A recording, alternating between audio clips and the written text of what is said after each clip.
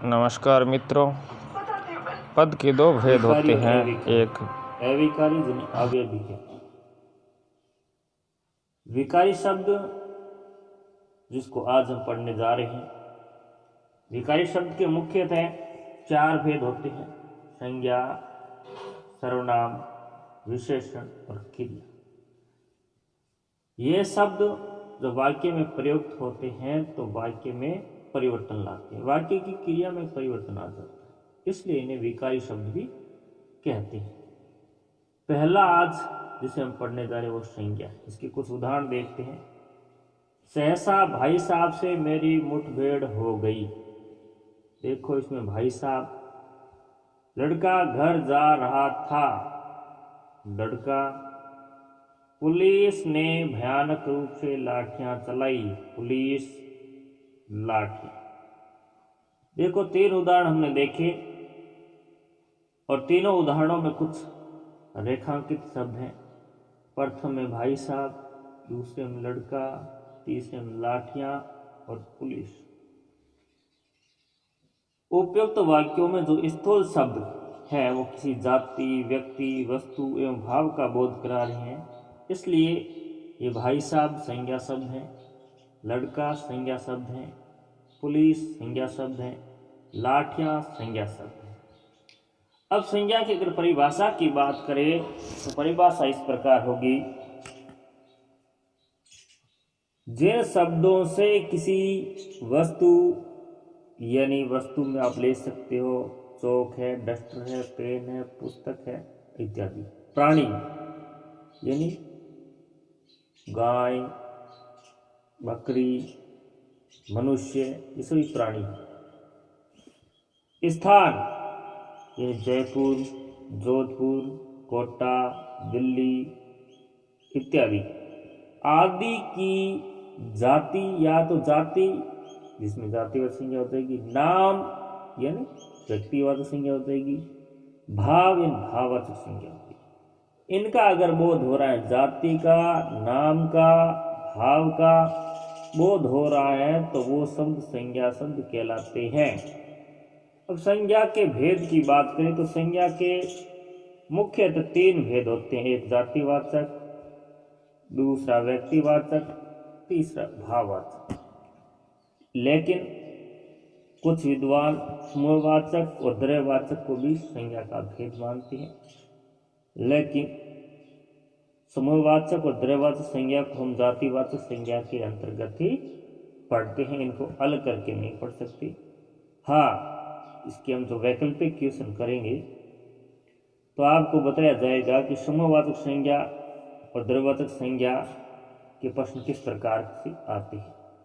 यानी जब कोई प्रश्न आए और विकल्प में हो समूहवाचक और द्रव्यवाचक तो ये संज्ञा उसमें चली जाएगी, वरना जातिवाचक नहीं रहेगी। जैसे मान लो प्रश्न आ जाए दूध, प्रश्न एक आपको बीच में बता देते हैं। दूध एक शब्द आ गया और इसमें लिखा है संज्ञा कौन सी है। विकल्प आपके होंगे व्यक्तिवाचक, जातिवाचक, गुणवाचक, भाववाचक। यानी व्यक्तिवाचक होंगे, जातिवाचक होंगे, व्यक्तिवाचक होंगे, भाववाचक होंगे, चौथा गुणवाचक यानी जो होती नहीं संज्ञा वो दे दी जाए। तो उसमें कहीं समूह का, द्रव्य का ऑप्शन नहीं होगा, तो इस स्थिति में इसका उत्तर जातिवाचक संज्ञा ही होगा। अगर पूछ ले दूध में संज्ञा है और विकल्प में आपको व्यक्तिवाचक, जातिवाचक, द्रव्यवाचक और भाववाचक भी दिया जाए तो उत्तर आपका द्रव्यवाचक हो जाएगा। और यही नियम समुदायवाचक या समूहवाचक संज्ञा में लागू होगा। तो आज हम संज्ञा के प्रथम भेद जातिवाचक संज्ञा के बारे में पढ़ेंगे। देखो, जातिवाचक संज्ञा को पढ़ने से पहले कुछ उदाहरण उसके ले लेते हैं। जातिवाचक संज्ञा, इसके भी कुछ उदाहरण देखते हैं। पहला उदाहरण, भीड़ की अधिकता के कारण, भीड़ की अधिकता के कारण पुलिस जुलूस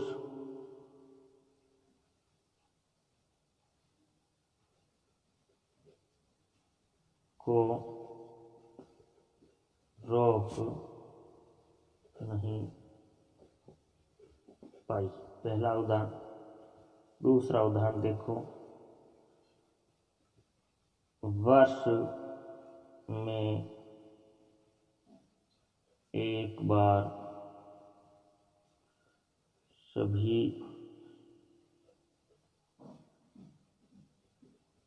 गांव के लोग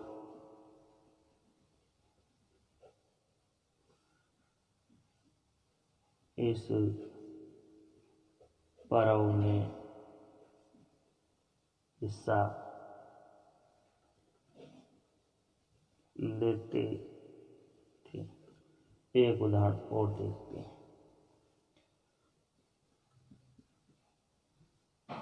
कोलकाता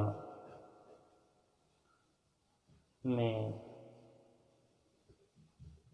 आज तक इतनी स्त्रियां एक साथ गिरफ्तार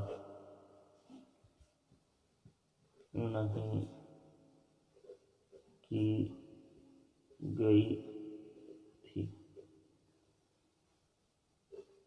देखो, 3 वाक्य हमारे सामने। पहला है, भीड़ की अधिकता के कारण पुलिस जुलूस को रोक नहीं पाई। दूसरा वाक्य है, वर्ष में एक बार सभी गांव के लोग इस पर्व में हिस्सा लेते थे। तीसरा है, कोलकाता में आज तक इतनी स्त्रियां एक साथ गिरफ्तार नहीं की गई थी। देखो, ये तीनों वाक्यों में कुछ मैंने शब्द रेखांकित किए हैं। भीड़, पुलिस, जुलूस, वर्ष, गांव, पर्व, स्त्रियां। उपयुक्त तीनों वाक्यों में स्थूल शब्द किसी जाति विशेष का बोध करा रहे हैं, यानी भीड़ एक जाति विशेष का बोध करवा रही है। यानी भीड़ वैसे समूह में आ जाएगी, लेकिन जब तक विकल्प में समूह नहीं है तब तक भीड़ जाति में रहेगी। पुलिस एक विशेष जाति का बोध करा रही है, पुलिस। जुलूस ये भी जाति का। गांव, पर्व, वर्ष, स्त्रियां ये किसी न किसी जाति का बोध करा रही है। यानी पर्व शब्द से हमें पता नहीं चला कौन सा पर्व, दीपावली है, होली है, गणगौर है, राखी है, कौन से पर्व में हिस्सा लेते थे। इस प्रकार जब किसी विशेष पर्व का नाम नहीं आ जाए तब तक इनको हम जातिवाचक के अंदर रखेंगे। जातिवाचक संज्ञाओं में देखो, मनुष्य की जाति की बात करें, इस प्रकार मनुष्य की जाति में देखो, लड़का, लड़की, है ना, स्त्री, पुरुष, आदमी, औरत, ये सभी मनुष्य की जाति में आ जाती है। मनुष्य की जाति लड़का भी होती है, लड़की भी होती है, स्त्री भी होती है, और आदमी भी, औरत भी। ये सब शब्द क्या है, मनुष्य के अंतर्गत आती है।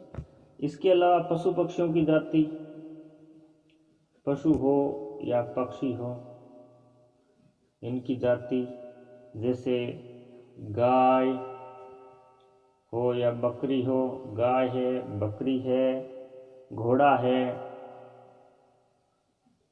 ना। पक्षी ले लेते हैं, तोता है, घोड़ा है, तोता है, मैना है, ये सब जातिवाचक में आएंगे। और वस्तुओं की बात अगर करें, कुछ वस्तु ले लेते हैं। वस्तु की बात करें तो जैसे पेन है, मेज है, पेन है, मेज है, पंखा है, साबुन है, कुर्सी है, किताब है, सब कुछ जो वस्तु है वो जातिवाचक में आएगी। और इसके अलावा जैसे पद की बात करें तो शिक्षक भी जातिवाचक में आते हैं, और शिष्य भी जातिवाचक में आए, क्योंकि शिष्य कौन सा पता नहीं है ना। वकील है, बाबू है, मंत्री है, सब काम करने वाले एक विशेष समुदाय संबंध रखने वाले सारे के सारे क्या जातिवाचक में आए। इसके अलावा हमारे शरीर के अंग ये भी जातिवाचक में आते हैं। जैसे हाथ कौन सा, बाहिना कौन सा, पैर ना, हाथ, पैर, नाक, गला, मुंह, होठ, जीभ, दांत, ये सभी जातिवाचक में आएंगे। इसका संबंध की बात करें तो जैसे पिता है, माता है, भाई है, बहन है, ये सब के सब क्या जातिवाचक संज्ञा के अंतर्गत आएंगे। स्थान की बात करें तो जैसे नदी, तालाब है, पहाड़ है ना, हमारा विद्यालय है, ये सब के सब क्या है जातिवाचक में। और कुछ प्राकृतिक आपदाएं जो होती है, जो प्रकृति द्वारा आती है, जैसे ज्वालामुखी विस्फोट हो जाता है कभी, है ना, कभी भूकंप आ जाता है ना। जैसे अभी भूकंप आया था बंगाल में, क्या है, तूफान, तो तूफान भी हो सकता है। ये सारे के सारे प्राकृतिक आपदाएं जातिवाचक संज्ञा के अंतर्गत आती है। तो इसकी परिभाषा इस प्रकार हो जाएगी। परिभाषा की बात करें तो जिन शब्दों से किसी जाति का बोध हो, जिन शब्दों से किसी जाति का बोध हो,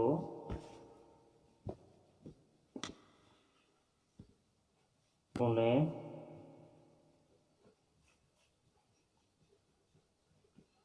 जातिवाचक संज्ञा कहते हैं। अब देखते हैं कुछ विद्वान क्या जातिवाचक संज्ञा के भी दो भेद मानते हैं। तो हम आज जातिवाचक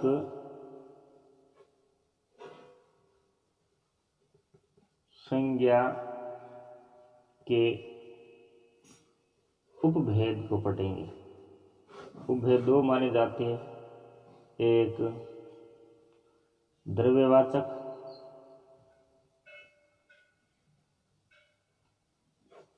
और दूसरा समूह वाचक या समुदायवाचक। तो आज हम इनको पढ़ते हैं। द्रव्यवाचक क्या है?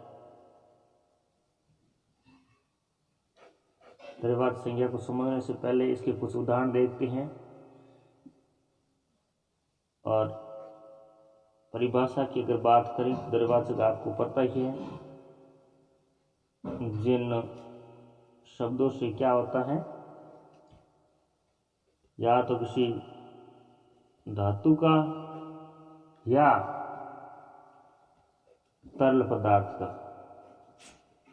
तरल पदार्थ का बोध होता है, उन्हें द्रव्यवाचक संज्ञा कहते हैं।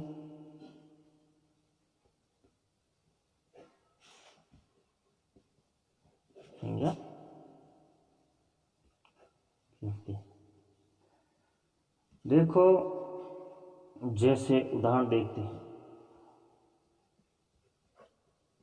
पहला उदाहरण, आजकल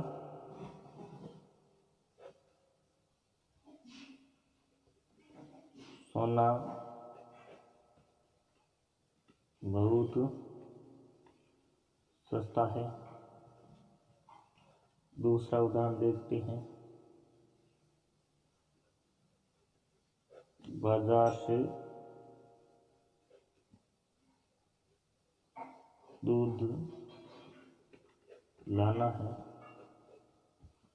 तीसरा उदाहरण देखते हैं। भेड़ से ऊन प्राप्त होती है। चौथा उदाहरण और देख लेते हैं।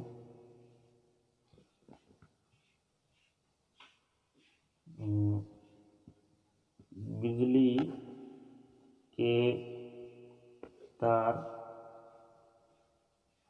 एल्यूमीनियम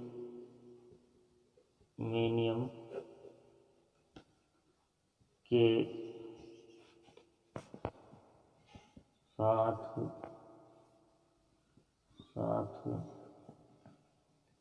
बिजली के तार में एल्युमिनियम के साथ साथ तांबे का प्रयोग होता है। तांबे का भी प्रयोग होता है।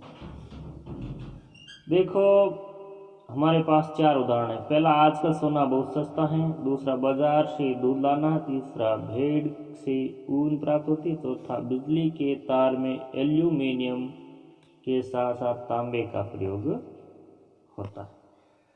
चारों वाक्यों में प्रथम वाक्य सोना क्या है? धातु, दूध तरल पदार्थ, है ना। ऊन, देखो ऊन भी द्रव्यवाचक संज्ञा में आएगी। एल्युमिनियम धातु है, तांबा धातु है, इसलिए जो स्थूल शब्द है वो सभी द्रव्यवाचक संज्ञा के अंतर्गत आता है। दूसरा भेद है समूहवाचक, जातिवाचक, उसको भी देख लेते हैं। समूहवाचक, देखो जिन शब्दों से किसी समूह का बोध होता है, जिन शब्दों से किसी समूह का बोध होता है उन्हें समूहवाचक संज्ञा कहते हैं। जैसे इसके कुछ उदाहरण देखो।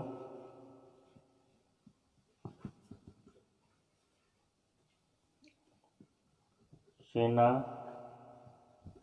देश की रक्षा करती है, पहला वाक्य। दूसरा, कक्षा में सभी विद्यार्थी उपस्थित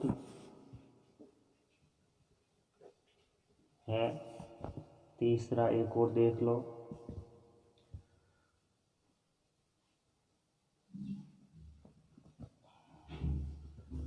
हाथियों का झुंड जा रहा है। देखो पहले वाक्य में सेना, दूसरे में कक्षा, तीसरे में झुंड। सेना क्या है? एक समूह का बोध करा रही है, वैसे जातिवाचक में आती है, लेकिन समूह का बोध कराने का समूहवाचक संज्ञा में आएगी। कक्षा, झुंड, ये सभी स्थूल शब्द जातिवाचक संज्ञा में होते हुए भी समूहवाचक संज्ञा में भी हम इनको मानते हैं। इस प्रकार जातिवाचक संज्ञा आज कंप्लीट होती है। अब दूसरी संज्ञा व्यक्तिवाचक का हम अध्ययन करते। दूसरा है व्यक्तिवाचक संज्ञा। देखो कुछ उदाहरण देखते हैं। कुत्ता वफादार पशु है। मोहन विद्यालय नहीं गया। दिल्ली में आम आदमी पार्टी ने फिर से सरकार बनाई। श्याम रोज रामायण पढ़ता है। कुत्ता स्थूल शब्द है, मोहन है, दिल्ली है, आम आदमी है, श्याम है, रामायण है। श्याम एक व्यक्ति विशेष का नाम है। रामायण का नाम लेते ही एक विशेष ग्रंथ हमारे दिमाग में आता है। और मोहन, श्याम, रामायण, कुत्ता, ये किसी व्यक्ति विशेष का बोध करा रहे हैं। यानी 4 वाक्य हमारे सामने हैं। और चारों वाक्यों कुछ स्थूल शब्द हैं। कुत्ता है, मोहन है, दिल्ली है, आम आदमी पार्टी है, श्याम है, रामायण है। प्रत्येक वाक्य में कुछ स्थूल शब्द हैं, किसी स्थान, व्यक्ति, पशु के नाम का उल्लेख कर रहे हैं, इसलिए इन्हें व्यक्तिवाचक संज्ञा कहते हैं। अगर परिभाषा की बात करें तो जिन शब्दों से किसी व्यक्ति, वस्तु, स्थान, प्राणी आदि के नाम का बोध होता हो, नाम होना चाहिए, उन्हें व्यक्तिवाचक संज्ञा कहते हैं। जैसे व्यक्तिवाचक संज्ञा के अंतर्गत देखो व्यक्तियों के नाम आ जाते हैं, जैसे मोहन आया है, मोहन है, प्रदीप है, गीता है, सीता है, सारे। देश के नाम जैसे देश आएंगे व्यक्तिवाचक में, जैसे चीन है, जापान है ना, भारत है, ईरान है, अमेरिका, पाकिस्तान, सारे के सारे। और इसके अलावा नदियाँ, ये भी व्यक्तिवाचक में आएगी। नदियों के नाम जैसे गंगा है, यमुना है ना, नदियाँ जितनी भी इनके नाम ना, बनास, चंबल, जो भी है, ये सारे के सारे व्यक्तिवाचक संज्ञा में आएंगे। और शहरों का विशेष नाम अगर आ जाए वो भी व्यक्तिवाचक में आएंगे, जैसे बीकानेर है ना, जयपुर, जोधपुर, अजमेर, सब कुछ। धार्मिक ग्रंथ जैसे हमने ये रामायण देखा है, रामायण की तरह जो भी धार्मिक ग्रंथ हैं, महाभारत है, गीता है, कुरान है, बाइबिल है, ये जितने भी क्या है जो धार्मिक ग्रंथ है, ये भी सभी के सभी क्या है व्यक्तिवाचक संज्ञा में आएंगे। इसके अलावा हमारी दिशाएं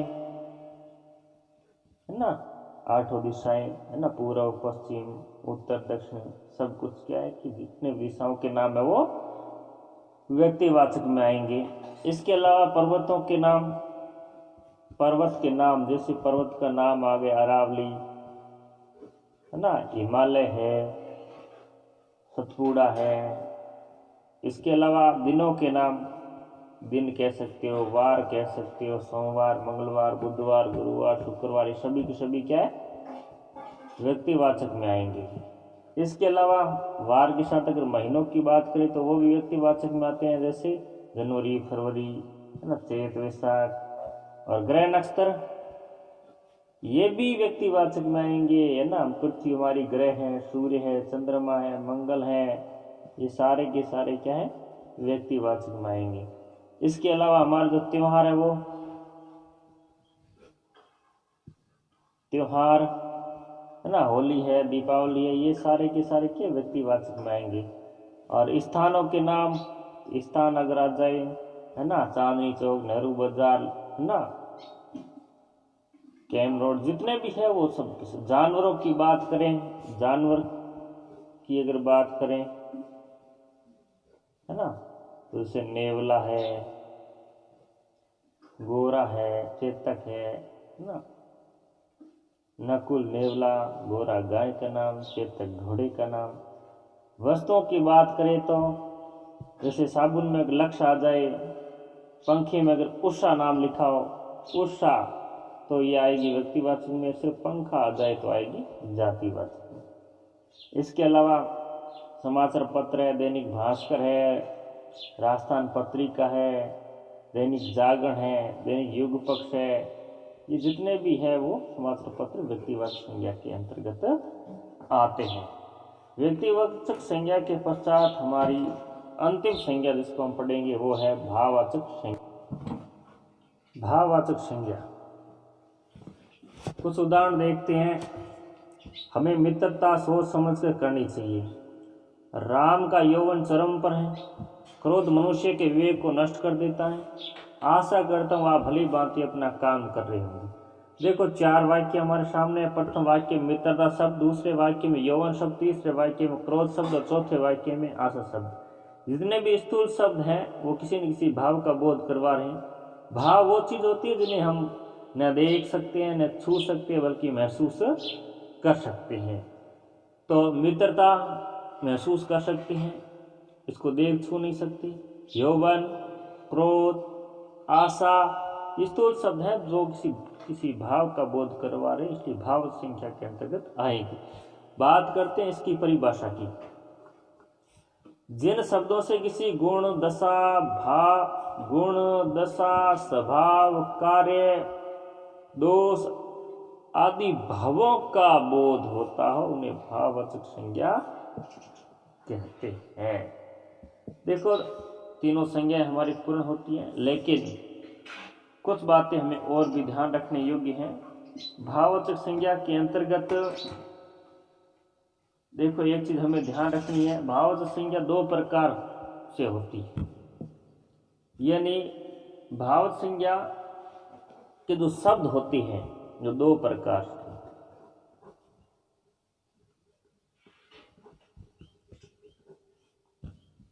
क्या होते हैं दो प्रकार, किस दो प्रकार से होते हैं? देखो भाववाचक संज्ञा शब्द जो है एक होते हैं रूढ़ और दूसरा होता है यौगिक। रूढ़ वो शब्द होते हैं जो बिना किसी व्याकरण इकाई से निर्मित होते हैं, बिना किसी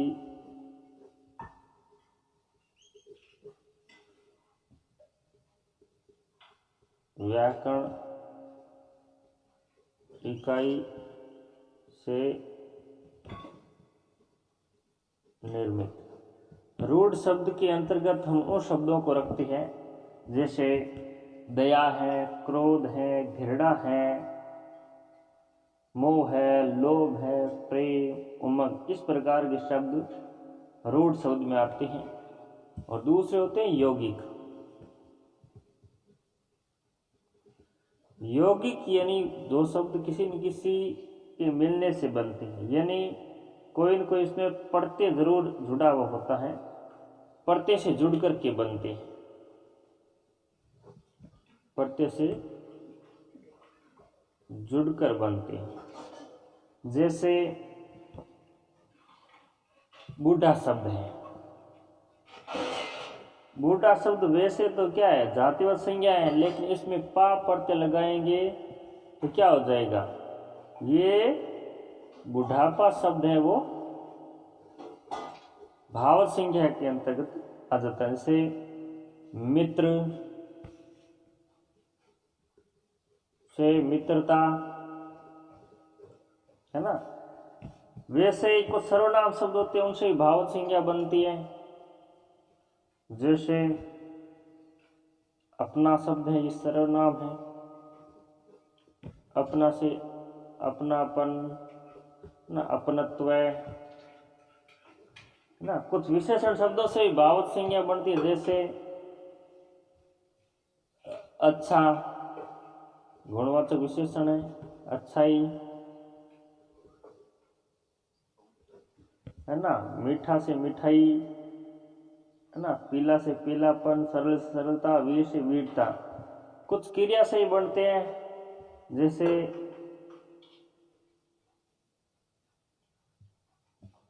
लड़ना एक क्रिया है, इससे लड़ाई बन गया।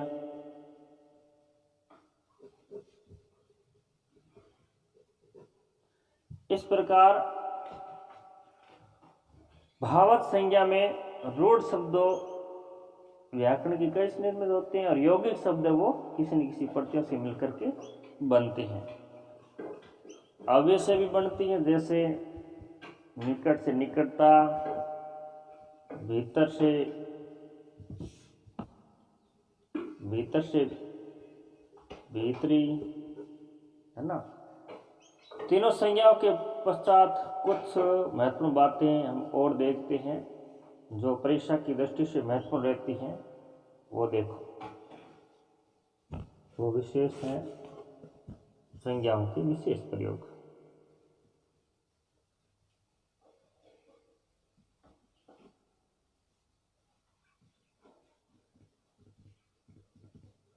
विशेष प्रयोग देखो मित्रों, कभी कभी क्या होता है व्यक्तिवाचक संज्ञा से जातिवाचक संज्ञा बदलाव आ जाता है ना। व्यक्तिवाचक से जातिवाचक, जैसे आप तो पूरे विभीषण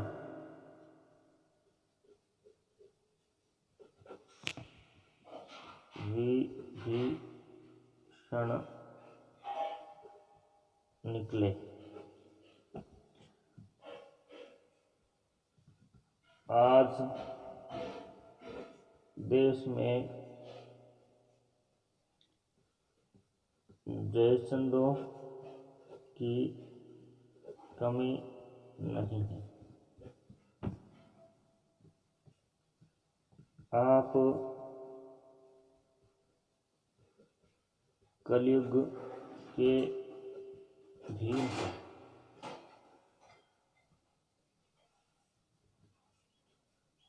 वह तो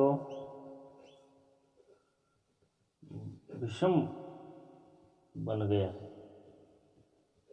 देखो मित्रों, व्यक्तिवाचक है। देखो, विभीषण शब्द व्यक्तिवाचक है, जयचंद भी व्यक्तिवाचक है, भीम भी व्यक्तिवाचक है और भीषम भी व्यक्तिवाचक है। लेकिन विशेष परिस्थिति में विभीषण, जयचंद, भीम, भीषम, इनका प्रयोग क्या है?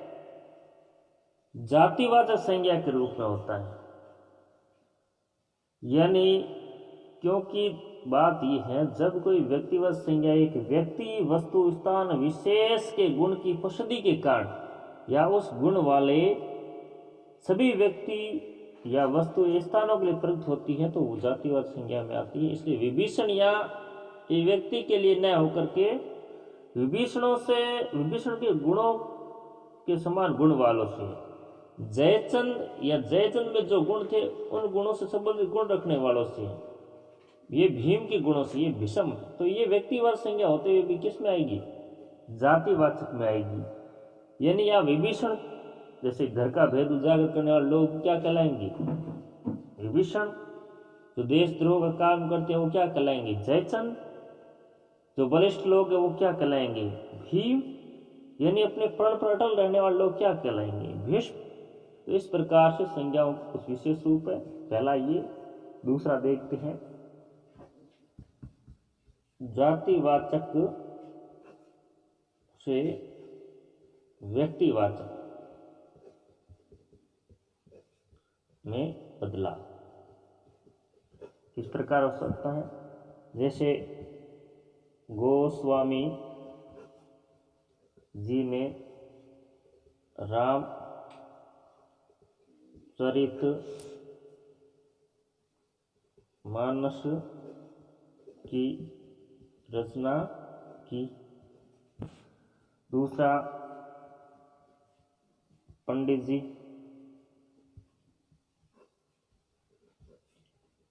देश के प्रथम प्रधानमंत्री थे। तीसरा, गांधी जी को राष्ट्रपिता कहते हैं। चौथा, गुरु जी का व्याकरण प्रामाणिक है। देखो मित्रों, प्रथम वाक्य में गोस्वामी, दूसरे में पंडित जी, तीसरे में गांधी जी और चौथे में गुरु जी। किसी जाति विशेष के लिए प्रयुक्त न होकर कर्मशः व्यक्ति विशेष, जैसे गोस्वामी जी किसके लिए? तुलसीदास के लिए। पंडित जी नेहरू जी के लिए। गांधी जी महात्मा गांधी के लिए। और गुरु जी व्याकरण गुरु कौन? कामता प्रसाद गुरु। अतः ये शब्द क्या है? व्यक्तिवाचक संज्ञा के उदाहरण है। गोस्वामी, पंडित, गांधी, गुरु, ये क्या है कि जातिवाचक न होकर के व्यक्तिवाचक हो जाएंगे। इस प्रकार एक कुछ उदाहरण हम तीसरा अंतिम ले लेते हैं। भाववाचक का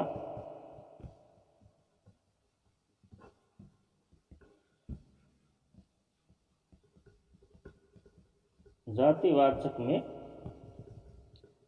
बदलाव किस प्रकार का है? देखो, वर्तमान में संस्कृति में पहनावा बदल गई। वर्तमान संस्कृति में पहनावे बदल गए। एक वाक्य।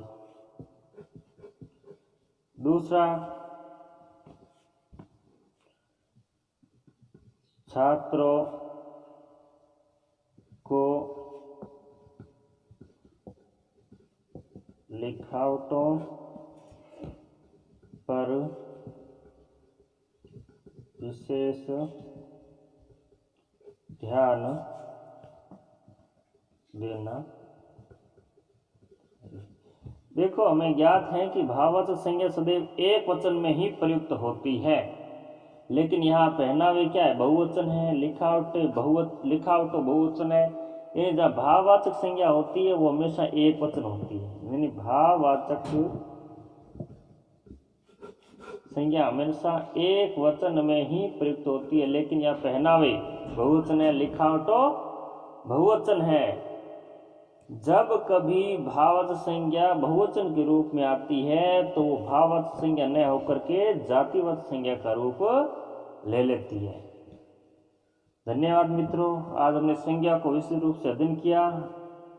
अगला टॉपिक हमारा सर्वनाम रहेगा, तो मिलते हैं अगले टॉपिक को लेकर। तब तक के लिए नमस्कार।